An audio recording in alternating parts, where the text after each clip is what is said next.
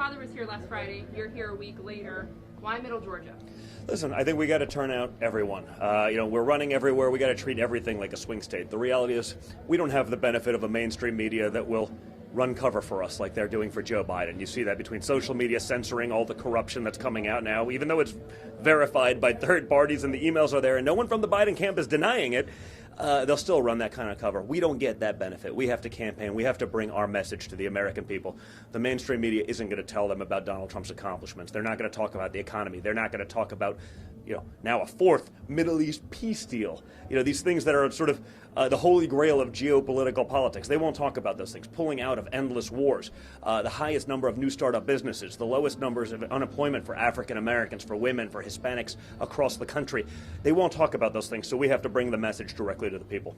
Awesome, thank you for that. And what does the Trump campaign hope to accomplish? We only have 10 days left until the election. We just got to get everyone out to vote. They have to see that record. They have to see the accomplishment. Again, all of my father's accomplishments have been hidden. You could see just in my speech just the things that they won't talk about. They won't talk about peace deals in the Middle East. Obama got a Nobel Peace Prize nomination 11 days into his presidency. Donald Trump's actually getting peace deals done in the Middle East, and no one wants to talk about it. I mean, that's the difference. So it's about making sure that people understand that. Talk about Donald Trump got prison reform done, opportunity zones, the First Step Act.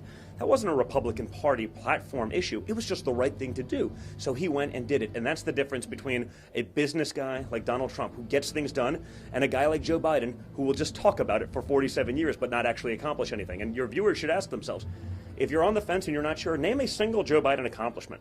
And if you can't, isn't that kind of a problem? All right, thank you. And do you think last night's debate was enough to sway those last-minute undecided voters?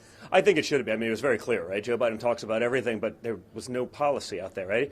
The corona response was difficult, but he wanted to keep the country open to China for another 8 to 10 weeks after that. Then he said, well, we're going to give people masks. Well, this administration's been doing that for 6 months. What's your plan, Joe? There's no plan. He doesn't know. But he can say that, and again, he's used to having a media that will just, oh, that's great. Just like that same media when he said, well, the meeting with the corrupt Ukrainian official paying my son millions to hold 10 million for me, he's like, that wasn't in our official calendar. And everyone in the media said, oh, that's great. But they never followed up. Well, did you actually have the meeting? Yeah, I wouldn't put that in my calendar either.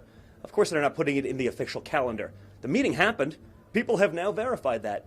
But no one's going to do that diligence. So again, we have to make that case to the people directly. All right, thank you. And if elected in the next 2 weeks, what does your father hope for the next 4 years? Listen, we got to rebuild the economy, get that going full steam. I mean, even now, still, the unemployment numbers across the country now, in the middle of a pandemic, are still better than the Obama-Biden average. That tells you that the economy that Donald Trump built is fundamentally sound. He's going to get that going again. The guy that did it once before, built the strongest economy America has ever known, is the guy that can do it again. Not a guy that's been talking about it for 47 years.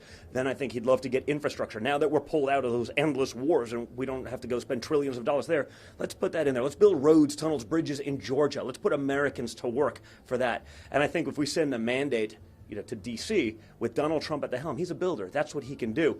I think you get Congress to work with him a lot better. And I think once he's not up for election, hopefully things normalize and people can get back to work fighting for the American people, not fighting for politics. Awesome. Thank you.